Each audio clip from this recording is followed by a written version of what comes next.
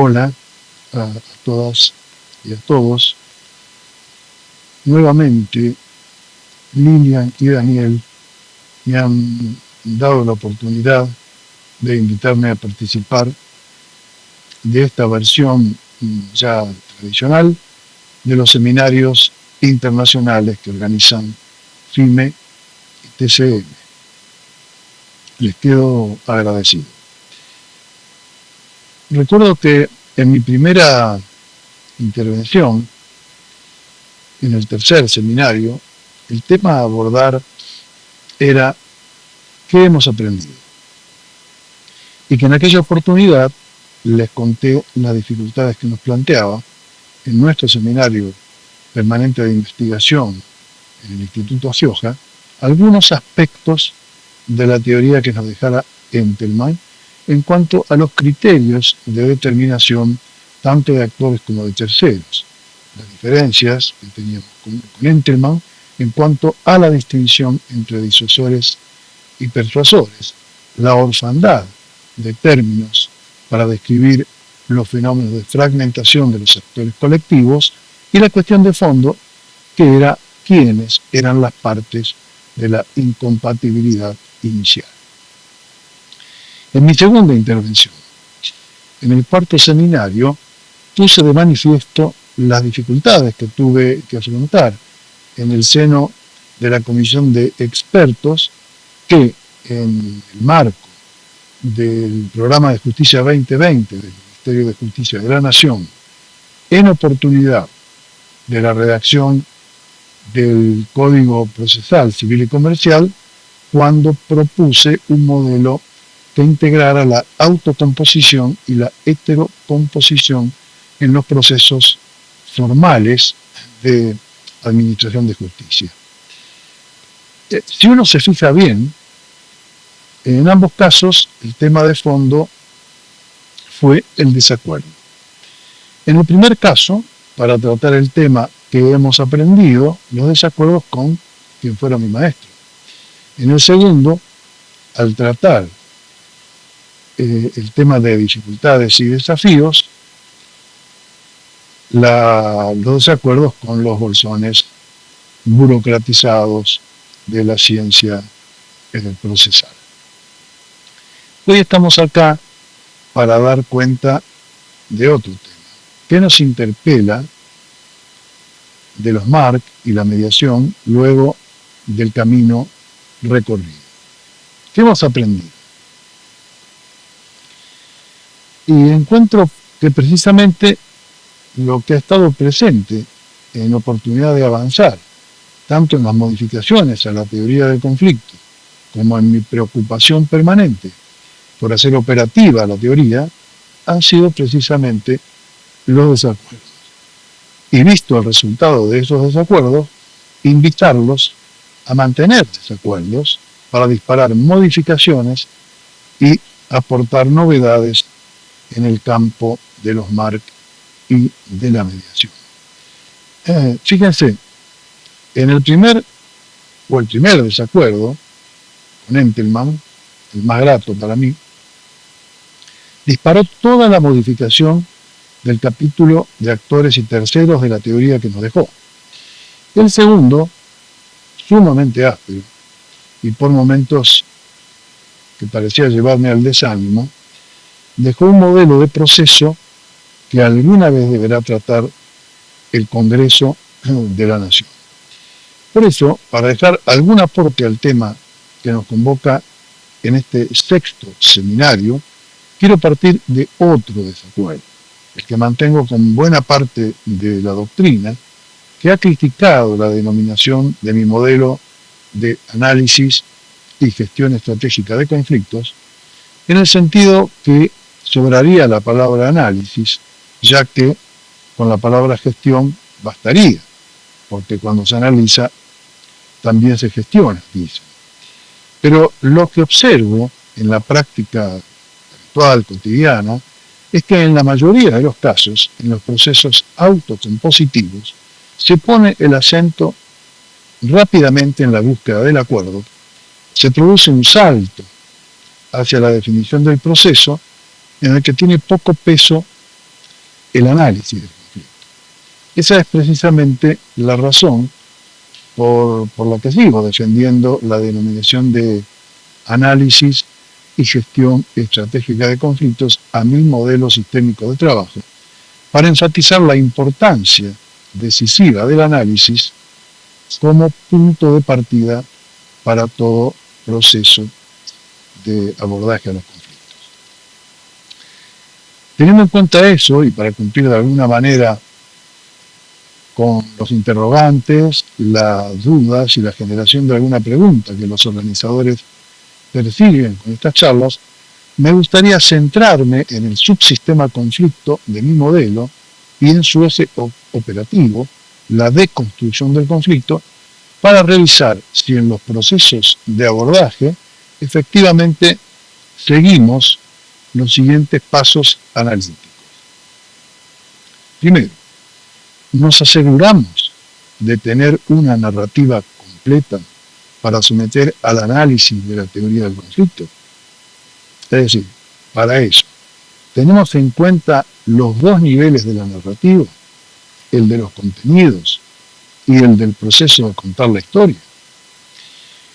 A nivel de los contenidos, tenemos una narrativa capaz de responder a los tres interrogantes de la estructura de toda narrativa. Por ejemplo, ¿qué secuencias de hechos estamos analizando? Que sería el guión, el trama.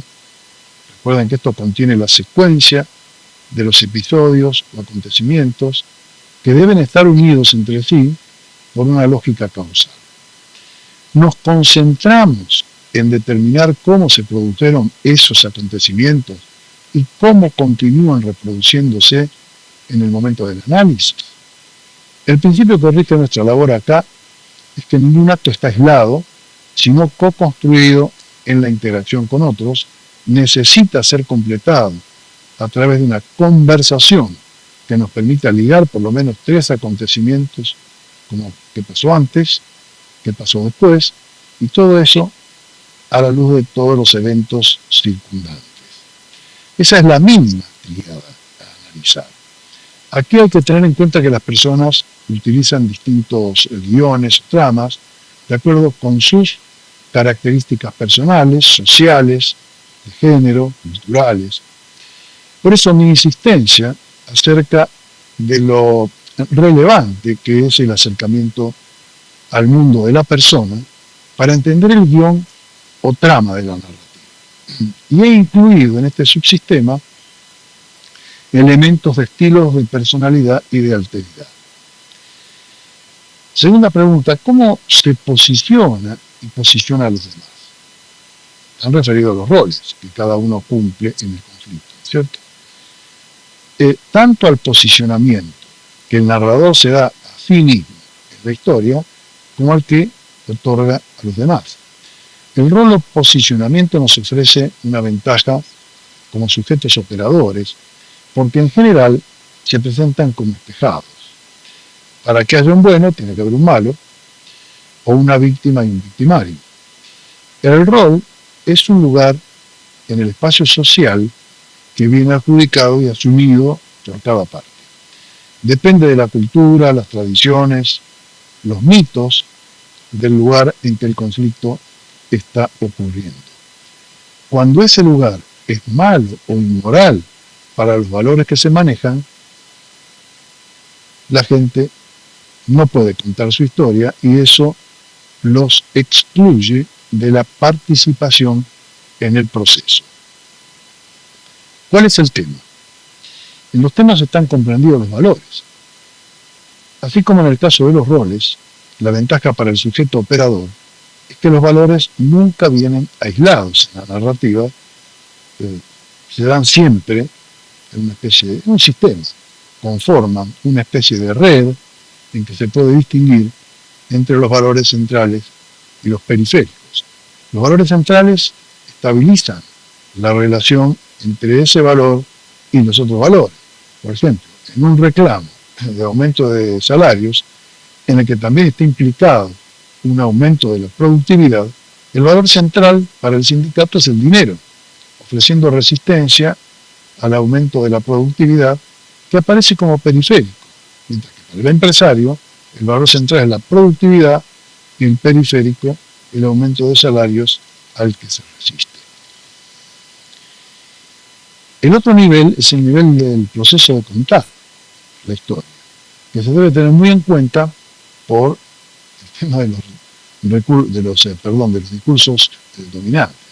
Recordemos que existen dos tipos de recursos dominantes. Uno es el valorizado por la cultura del lugar. Por ejemplo, va a ser mucho más escuchado, tendrá más peso el discurso pro recuperación de las Islas Malvinas en Argentina que en Gran Bretaña, y viceversa.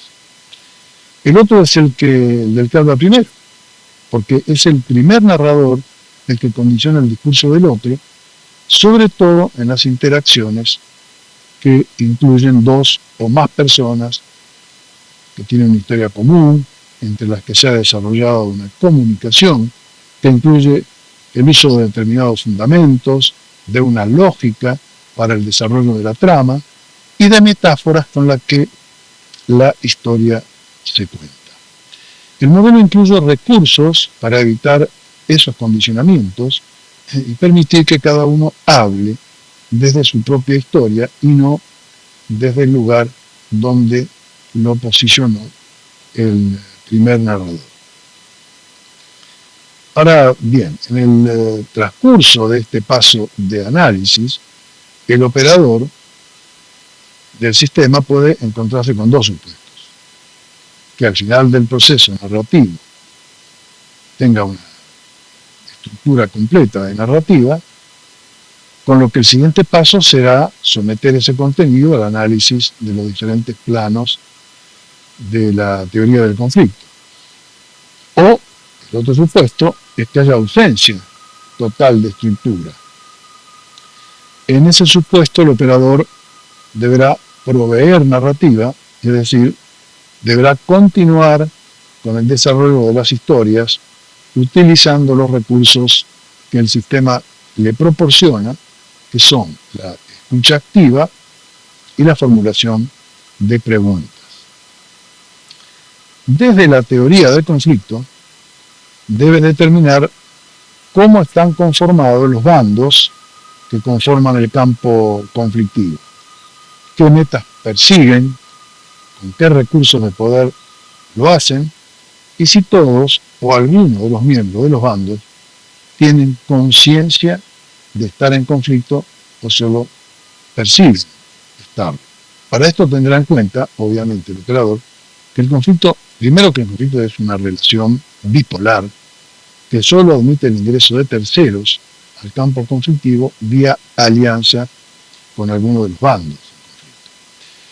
Dos, que los sujetos actores son aquellos que conforman la relación fundacional del conflicto, que persiguen metas y que cuentan con recursos de poder para perseguirlas. Tres, que los aliados deben coincidir con las metas de los sujetos actores a los que se alían y deben tener también recursos de poder para perseguir la obtención de esas metas. Cuarto, en qué nivel de intensidad se encuentra el conflicto, para planificar movimientos de desescalada que permitan promover conductas de colaboración que impliquen un cambio de interacción entre los conflictuantes. Sexto, qué variable de la conducta conflictiva predomina en cada uno de los conflictuantes. Es decir, si lo hace desde lo racional o desde lo emotivo, actoral, y qué margen de utilización tiene lo volitivo como regulador de esas conductas. 6. Finalmente, ¿qué dimensión tiene el conflicto para cada uno? ¿Es actoral? Es decir, ¿conflictúa debido a la persona del otro o es objetal? Es decir, conflictúa por un objeto en particular sin que influya para nada la persona del otro. De esta determinación depende el cálculo de recursos que cada uno pondrá en juego para obtener las metas que se proponen. El análisis que arrojan estos planos estáticos y dinámicos de la teoría del conflicto le permitirá al operador formular verdaderas hipótesis acerca de la o las causas del conflicto que usualmente responderán a cuestiones de comunicación, traducibles a través de los axiomas de la comunicación humana y de los trastornos de ellos, por ejemplo, como los ruidos en el intercambio comunicacional, que provocan problemas de significación, la confusión entre los niveles de contenido y los niveles de relación con los que se cuenta la historia, que provocan escaladas del conflicto o corrimientos hacia la dimensión actoral de muy difícil solución. Y la puntuación de la secuencia de hechos que produce narrativas lineales que impiden circularizar las historias para encontrar puntos de contacto entre las historias. Finalmente, con el aporte de las teorías descriptivas de la decisión, que en este eje tiene por finalidad determinar cómo, de hecho, los conflictuantes vienen decidiendo en las cuestiones relativas al proceso conflictivo. Esta determinación es clave para entender qué es lo que hay que cambiar en ese proceso decisorio, porque claro, es evidente que lo que vienen decidiendo no resuelve el conflicto, no soluciona el conflicto. En resumen, con estos elementos que provienen de las teorías de las narrativas, del conflicto, de las teorías matemáticas de la información y de la interaccional de la comunicación humana, el sujeto operador del conflicto podrá determinar los significantes del conflicto, su procesado, y estará preparado para facilitar el intercambio de la información, el desarrollo de las narrativas, la observación de cómo cada uno percibe el conflicto y cómo interactúa en el sistema, la descripción de cómo han venido decidiendo los sujetos actores en relación con los temas conflictivos, el mapeo de la historia, la determinación de las hipótesis del conflicto. Recuerden, entonces, no le teman a los desacuerdos. Ellos tienen que ver con la búsqueda de las diferencias que son las que nos proveen información. Y la información es clave para la toma de decisión. Buena suerte.